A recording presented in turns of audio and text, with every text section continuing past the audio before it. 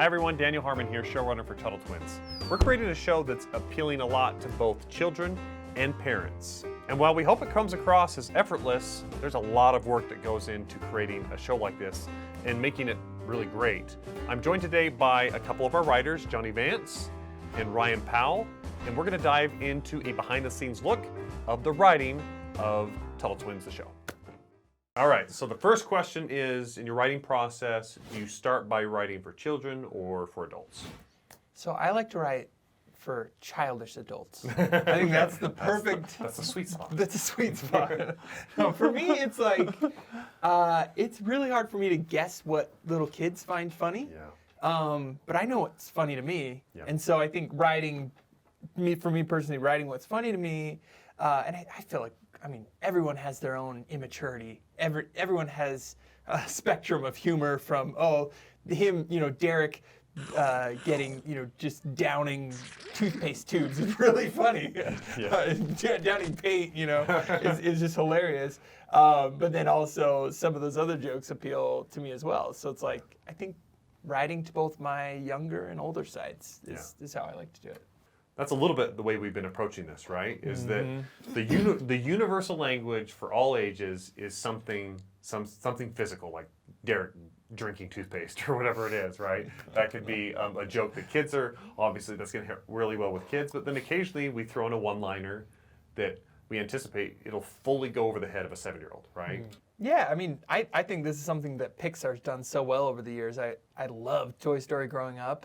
But then I didn't catch like the light beer moments and look, I'm a Picasso, and all these other things that are clearly for adults. I hope that kids, there's rewatch value here where they're like, oh, I love this episode, but I had no idea Grandma was like, who was Stalin, Yeah.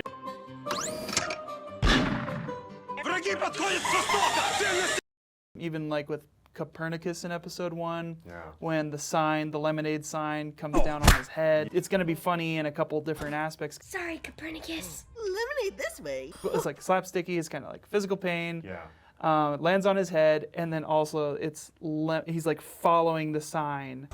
Lemonade, lemonade. Which he is pointing, and so Right. there's a couple layers to it. Yeah. I'm a big fan of lots of cartoons, lots of stuff that's aimed at children, Disney, Pixar, anything that's good storytelling. And so just being a big consumer of all that, it's helped me be like a better judge of what will work in this cartoon. I like that. There's a book called The User Method, which talks about how some people actually start companies in order just to solve a problem for themselves.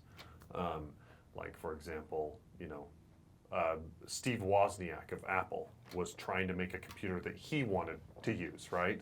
Or Mark Zuckerberg was trying to create a way to be able to Get girls. Exactly. To be able to network electronically and not have to speak face-to-face to women.